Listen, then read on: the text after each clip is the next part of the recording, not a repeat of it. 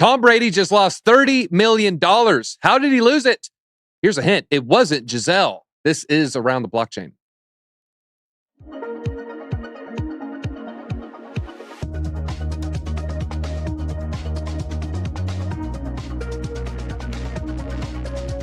Thank you for joining, everybody. We're going to talk a little Bitcoin NFTs, a little Tom Brady, and of course, this giant hack that left hundreds of thousands of data points compromised. But first, guys, make sure you hit that like button because we got 4 phenomenal guests.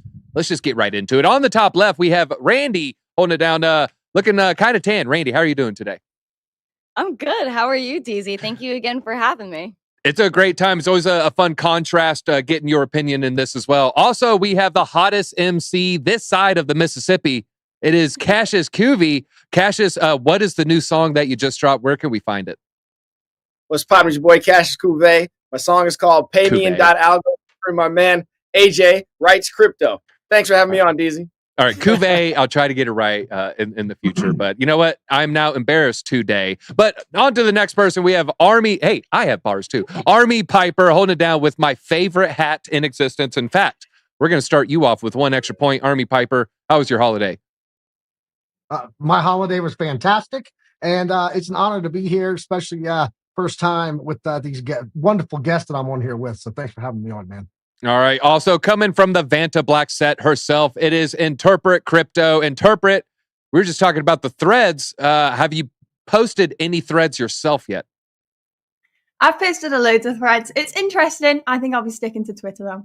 All right, you can follow her at Interpret Crypto. But let's talk about a little Bitcoin ordinal action. There's some data that was pretty surprising for myself. You know, I've been in NFTs for a while here, but it looks like Ethereum might have a real rival for NFT volume. It's not Cardano, as much as I want it to be. It is not Solana. Looks like it is actually Bitcoin, everybody. I have a little chart we can pull up right there. You can see the sales of the last 30 days. Bitcoin coming in at number 2, about 30-40% higher than Solana, higher than Polygon, higher than BNB chain, only below Ethereum. That's with some giant Fidenza sales, huge CryptoPunk sales. And to see Bitcoin way up there like that is now close to about 10% of the entire NFT market.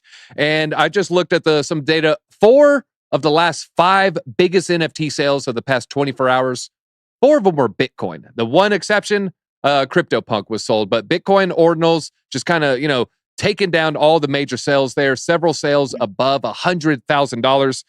Some Bitcoin maxis are saying the rapid rise of ordinals could be leading to a flippening of NFT volume data there. Now, Randi, this is, they started in January. Ordinals came out in January. We are now 6 months into the future. A lot of people said, Bitcoin maxis are going to hate it. This isn't going to go anywhere. You know what? Ordinals are a fad. 6 months later, are ordinals a fad or are they something more at this point? I think ordinals have always been a thing. I think digital identity, digital, artifacts, as what I look at NFTs as, especially right now, are artifacts where we're going to look back at these things in 10, 20, 100 years and look at what the first people on the blockchain were doing. So I do think ordinals are going to stick around. I think they're going to be timepieces. I do think in the future where BRC20 tokens and ordinals are really popping off amongst like other just regular transactions once we hit mainstream adoption, I think it might be too costly to do something like this for the mainstream to take part in ordinals. Although I do think there could be other L2s or even L3s on Bitcoin that could fix that. But as of right now, I think they're here to stick around. I think they're here to hang out a little bit. And maybe, who knows, maybe more people will enjoy Bitcoin NFTs over ETH NFTs. I don't know. I think it's a very cool trend though. And it took a lot of people by surprise. I do think ETH NFTs are still doing great though. There's going to be a whole NFT resurgence soon. I'm just not sure when. All right. Could we pull up that chart one more time, Owen? I want to show this chart now. Army Piper, a lot of people are saying, the flippening is possible. If you look at the data, 380 million in sales versus 110. That's over a 30-day period. What kind of odds do you put that Bitcoin can overtake Ethereum, and what kind of timeline are we working with? You're muted. We didn't have a link, and so the chain was broken there. That's what it is. That's what it is, man. Sorry about that. I was censored. I was censored over here. So yeah, look, I think by 2025, when we get to the end of this bull run, I think that a lot of people are going to be holding on to ordinal NFTs, but I don't know that people are going to swap and sell ordinal NFTs on the Bitcoin blockchain like they do ETH ones. No one really wants to sell their Bitcoin, anything Bitcoin, whether it be an NFT or the actual token of the Satoshis. And if they're stacking sats, they're buying these NFTs to hold those stats and hope they get those stats and hope they get higher in valuation. I don't know that lack of swapping of the NFT as they go up is going to do what ETH does every day in the NFT space, especially when look at all of the things built on ETH, even on their own blockchain, they're still sold in ETH, and even some of the Bitcoin NFTs that were made on from ordinals were even marketed at first on ETH price transaction because nobody wants to use Bitcoin as a currency. Internet money is Ethereum.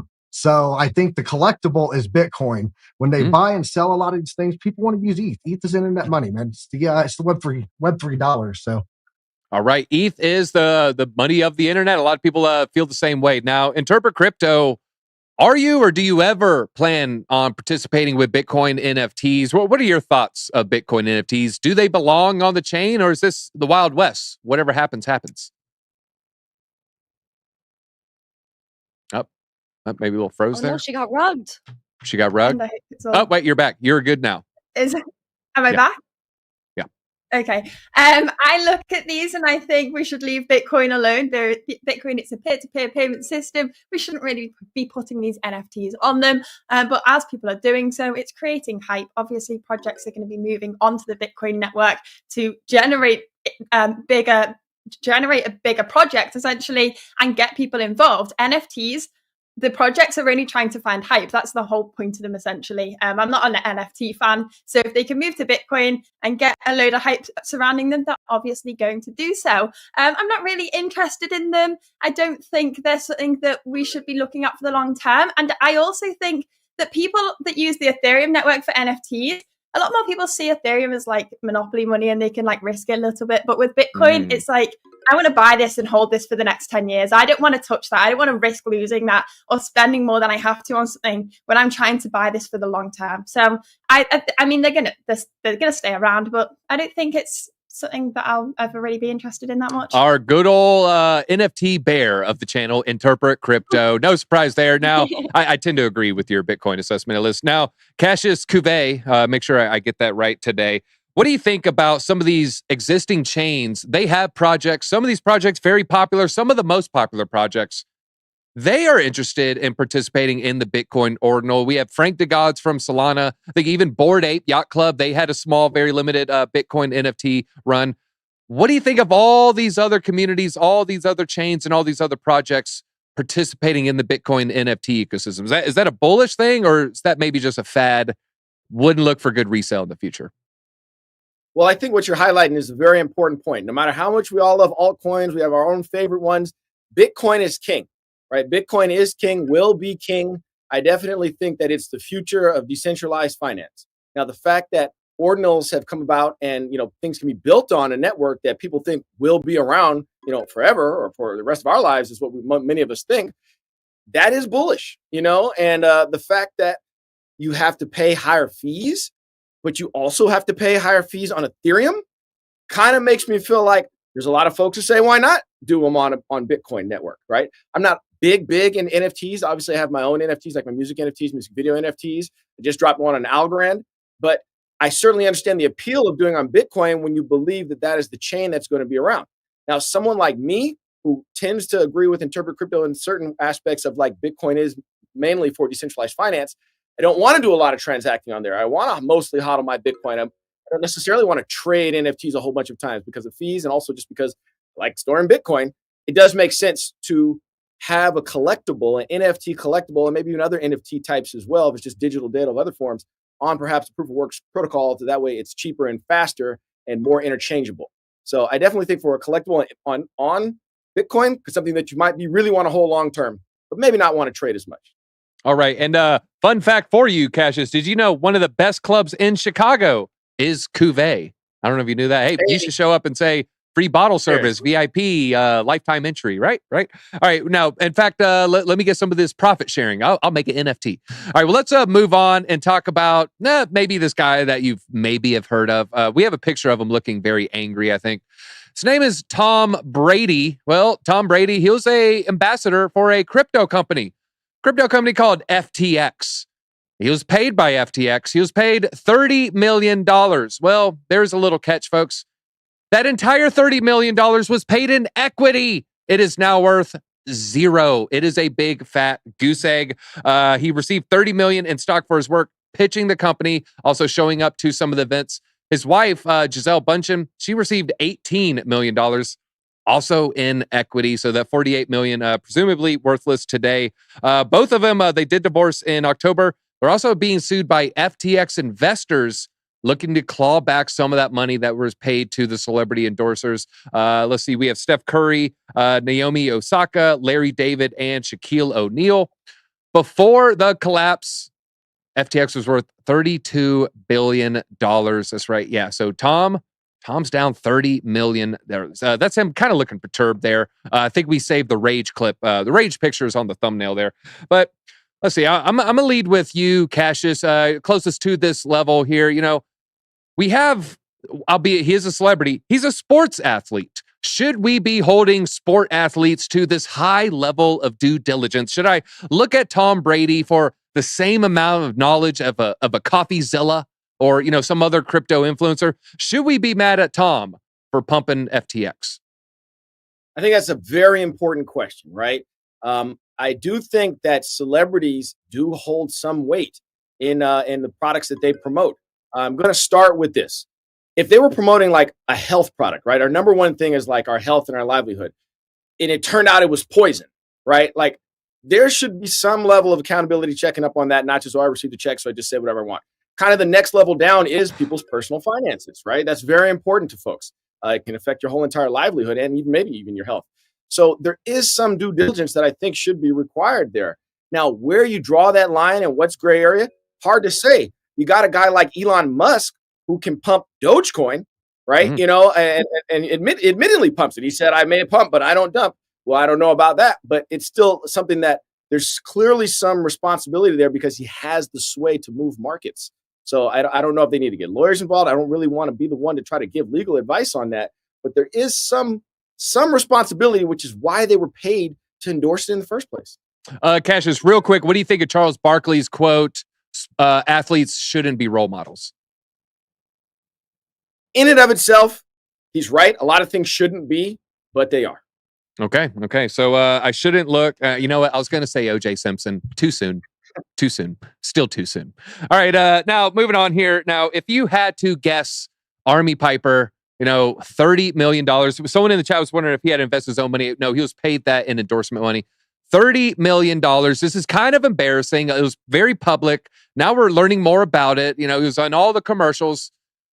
After this quote unquote black eye that he received, will he ever touch crypto again, if you had to guess?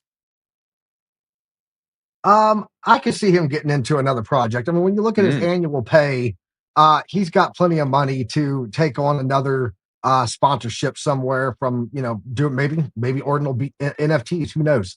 And so I can see a project coming out under him. Absolutely. But one thing that I do want to touch on, because you asked a very interesting question. Should athletes be role models? Look, in the crypto space, like, you know, on Investing Bros and with like Chart Prime indicators that we use, we get contacted all the time by, you know, someone wanting us to shill their token or, you know, talk about this on their show, on our show, so on and so forth. And we have to be very selective on what we come out with when we are going to talk about anything, because we don't want to be connected with the bad product. If we're doing that as, you know, non-lawyered up content creators on the YouTube space, surely to God, this $30 million payoff for him should have gone through at least a couple of legal hands and someone gave him some advice. So because he doesn't seem to be well lawyered up and very smart at his business planning, I absolutely think we're going to see him probably doing, you know, look for the Deflategate news articles on ordinal NFTs coming from Tom Brady soon to a marketplace near you. All right, 10,000 different deflated footballs. So you know what? Someone's going to spin that up. In fact, I think it's probably already out there. Now, I'm looking at the amount that they were paid here, Interpret. $48 million combined for the two here.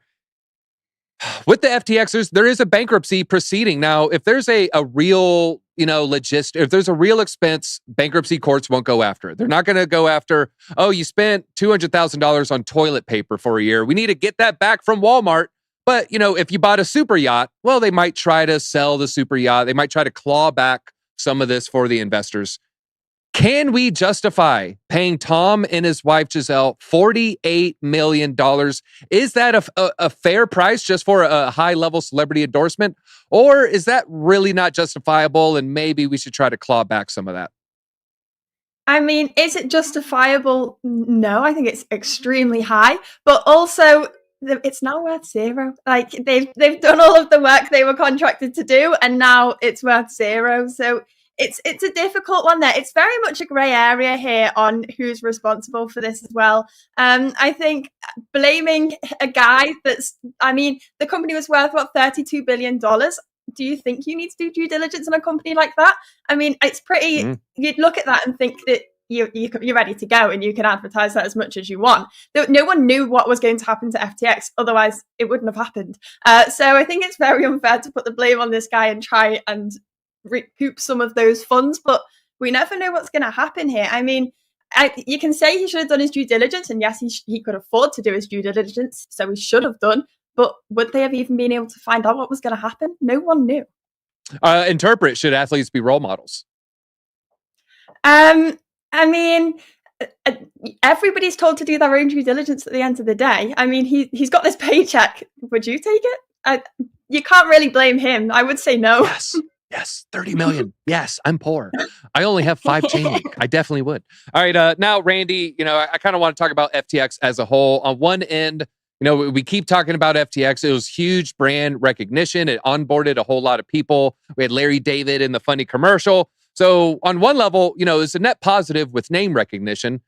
But on the other side, it's bad name recognition. Do you think it's possible we maybe got people interested in crypto, but, I see what it is. It's a scam. I'll never touch it. Was it a net positive or a net negative, all the attention they brought to crypto?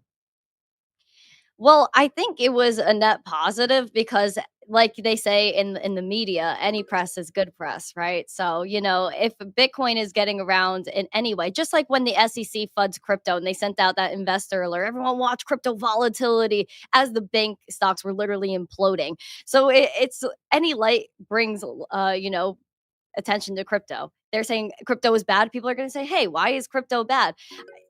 They see people on a commercial, they're going to look into crypto. I think, of course, FTX was horrible business practices. It shouldn't have happened. And everyone that was involved, I definitely feel sorry about. But definitely, I do see, of course, more people coming into crypto. And it's not going to deter people from getting into projects. I mean, if you're asking about different celebrities, you could look at Tom Brady himself. If you guys rewind to I think it was 2021, where it was the NFT boom. It was hot. And what was Tom Brady doing? Launching his own NFT platform called Autograph, and he had people from Apple involved and all these different companies. So it's just one bad move, a blip in the radar, I think, for the future, because I do think he's going to get involved in more things. Celebrities are going to get involved in more crypto projects, because you have to remember things like gambling, right? Sports gambling were illegal. You couldn't even touch it. Now it's across every single commercial across these sports platforms. Even they have segments on these TV shows talking about it. You think they're not going to have segments on TV talking about crypto, having crypto commercials, different crypto projects, whether that's a wallet, an exchange, whatever it may be, that other celebrities are going to endorse? Of course there's going to be. It was just one bad instance, and I think there's going to be more positive in the future. All publicity is good publicity. We have some strong opinions. Mark the Shark, Tom should be in jail. That's what he said. But yeah, I tend to agree. There's a lot of attention was on it, and kids, old people, it was kind of marketed to everybody. It reminds me, this is a reference for some of the older viewers, Cassius, Army. You guys probably know what I'm talking about. They used to market beer to kids via the Bud Light Bowl. I remember it was cartoon bottles and cans. And it looked like a Pixar movie. And they're like, I'm catching a 20-yard touchdown. That was for kids. I'm calling you out, Bud Light. and not for what you think. All right, let's move on. Talk about a hack here. Razor hack. I actually pulled open the craziest item I could find. I don't even know if we have it. It was the glove. Did you guys see the glove? Did we get the glove in? I'm gonna have to find it somewhere. But yeah, Razer, it's a gaming company. They make keyboards, they make mouses. I don't know. They make screens, they make finger gloves. That is a real thing. They just got a huge hack, folks. And the hacker wants to be paid in, mind your business, favorite crypto, Monero. That's right. They want 100,000 in Monero for all this data. What do they get? About 400,000 emails, keys, logins for sale. The hacker, quote, I've stolen the source code, encryption keys, database, and backend access logins. It is all up for sale for $100,000 in Monero. XER, I believe, is the ticker there. Now, Razer, they had dealt with a previous hack back in 2020. They had about 100,000 users were exposed to a previous hack. So there are no stranger to this. And I guess hackers really just like attacking this gaming PC company for some reason here. But let me see. Who's the OG? You know what? Randy, you do such a good job, onboarding new people. I'm going to ask you kind of like a tee-up question here for the newbies. For someone new to crypto, you've never even heard of Monero. I don't know what Monero is. Why would a hacker want to be paid in Monero? What about Monero makes it so special where that's what they wanted as their currency? Well, it's completely private. So it's complete fungibility. It's just completely under the radar. So if you do want to stay under the radar, then you're going to use Monero, complete privacy. So yeah, I think it's something that's very odd. That I was just wondering, okay, what was the receiving address? Is there any way to prove that this was actually a hack? That's the thing. I see all these hacks that happen. Oh, this person asked for this and this was sent here, but I want to see some receipts. I haven't seen some receipts except for like just some articles on the hack. I haven't seen like a screenshot of this hack. So I'm still questioning what actually happened with the Razer hack and why they asked for a Monero in particular. But yeah, I would think that's the reason why. All right, and I pulled up a picture. Here's their, oh, dang it, move, you stupid advert. Here's their gaming gloves, everybody. So I just looked up, what's the craziest item Razer sells? Look, if you have friction burns on your thumb because you're like on TikTok too, go outside, touch, I don't know, man, do something. Get some calluses. I'm saying it, get some calluses, toughen up. All right, now with this hack, let's see, Army Piper, I'm going to ask you the defense question, not just because you got the chain link hat, but hey, you have a little bit of a defense in your history here. What's the number one tip you would give to people to avoid hacks like this in the general? Your one champion defense, but who is your gladiator you send to the arena? Your top tip here. Myself. That is my number one defender of against hackers. Look, Razer obviously left themselves open. They didn't hire a good cybersecurity company. That's pretty much key number one that you should do if you're a corporation. Either that or, jump on board the Web3 and go ahead and get decentralized and take yourself out of the main net. The keys being stolen, not shocked at all. I've been in like about 14 data breaches with my information, to include the federal government, because the people that take all of my information and hold it for security clearances in the Army got hacked and lost all of my info about 5 years ago. Wait a minute. Are you saying security info databases are a hackable target? I wouldn't have thought hackers would target that stuff. Oh, who man. Knew? Who knew? And who knew? And who knew the federal government didn't know how to protect against it? Oh. So, but yeah, I mean, if you want to stop people from hacking your stuff, have good cybersecurity and, don't compartmentalize everything. If you have everything in one database, they're going to get it all. This is the same concept we do when we put our crypto in different ledgers and different cold storage. It's not all sitting in the same place, so they can learn a thing or two from us crypto people out there in the corporate world. So, all right. Number one tip, compartmentalize. I guess the best way for the normies here, don't use the same password. Compartmentalize all your logins, have different emails. Don't have everything under one jurisdiction there. All right, moving on here. Cassius, there is a saying here, almost like a rap limerick, if I want to wrap it around, this, so you kind of understand where I'm coming from here. Every time a bell rings, an angel gets its wings. I think it's The Sound of Music. Is there a chance that every time there's a giant hack, crypto loses a participant forever? Are these hacks making people just stay away from crypto until the end of time? Some people, maybe a participant. I don't think most of the participants. I think the longer you've been in crypto, the more likely you've seen these, and the more likely, you just try to take precautions to not have them happen to you. We talk about it constantly every week. We talk about another hack or another way that you should protect your data from phishing attacks, et cetera, right? And there's certain things that are completely out of your control, right? You had to give your information to a company and then they got hacked. It happens every day. I got a piece of mail yesterday. I take care of my stepdad and his information got hacked from the people who pay his retirement check. There's only so much you can do, because even if you are diligent, someone else can get hacked that has your data. So it really does suck.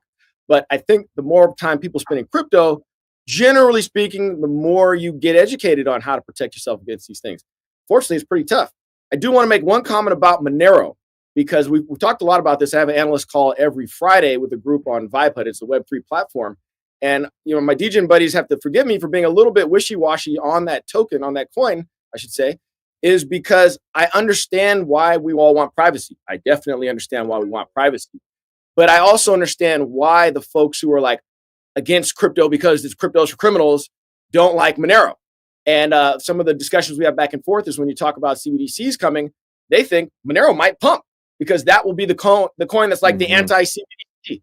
So I think that it's I see both sides of it. I don't currently hold any Monero, but I see why it would have value if you don't want Big Brother, tracking every move you make on the blockchain too. You don't have to be a criminal to want privacy. Hey, Cassius, no Monero that we know about. Exactly. If you had it, you wouldn't tell us. I'm sorry, what was that, Randy? I said Litecoin MWeb. Litecoin, that's your midway. And of course, if you think of Litecoin, think of Tom Crown. Tom, I see you in the chat. I see you lurking. All right, last question here. Interpret crypto. Well, I want you to interpret something for me, and it is a crypto. What is your Monero thesis or your privacy coin thesis? Just what's your encapsulated thoughts here as a whole? I understand why people want privacy, but I think tokens like Monero are the reason that people that aren't in crypto see it as, for example, an index of money laundering, like the BlackRock CEO said in 2017. Privacy coins and not having that transparency around transactions is definitely something that people outside of crypto correlate to crypto and see cryptocurrency as a bad thing in general. Privacy coins, though, I think they have potential to perform well in the future. We do have to look at them and see that they are not something regulators are going to like, so they may have problems in that way in the future. We also already see some accessibility issues. Some cryptocurrency exchanges don't want to offer privacy coins, so there's some problems in that sense. But again, as mentioned with CBDCs, privacy coins might pump off the back of that because people want an alternative. So it'd be interesting to see what happens with privacy coins. Okay, I got two core theses. I'm going to steal one from Cassius. I'm going to steal that thesis, Cassius. I do believe as CBDCs become more popular, I think more and more people will look at Monero. Think of your guy who has a hat that's red. He's going to want Monero. But my other thesis, I'm largely bearish as a whole because VCs hate privacy coins because the governments hate them. It's just going to be hard to get registration or, your protocols or your company approved by regulators. So VCs hate privacy coins. For that reason, it might be a little bit more difficult to get that insane parabolic run up. Not saying that it can't happen. It would have to be a grassroots. You're not going to have VC money pumping your Monero, maybe ever, or at least not in the near future. That's my 2 cents there. But I think that is all we have time for. And looks like Cassius just got paid in points, that is. He has 17 points, nearly edging out the competition. So Cassius, feel free, plug your latest song, whatever you like, sir. Thank you. First of all, I'd like to say thanks for everybody who came on the show. Make sure you follow all the guests and DZ as well. I'm going to leave you with a few bars of my song, Pay Me in .algo, featuring AJ Wright's Crypto. This goes like this. OG governor, trust me, it's a luxury. Staking while I'm making, but it's still self-custody. Reward with no risk. Everybody gonna support this. No infighting because the whole chain is forkless. Look at now. It is forkless. And then I want you to close a fist and hit that like button and let's feel bliss. That's all I got, folks. Until next time. Everyone's loving the accent. I see you almost stole it just off the accent alone. But until next time, make sure you hit the like buttons. In the meantime, go down in the descriptions. Everyone's channel is going to be there. Follow their channels. Make sure you're subbed. About 40% of you aren't subbed to this channel that is watching. What are you doing? Hit the sub button right now. Do it. Do it Shame. in the show. Do it. They got to do it. Do it now.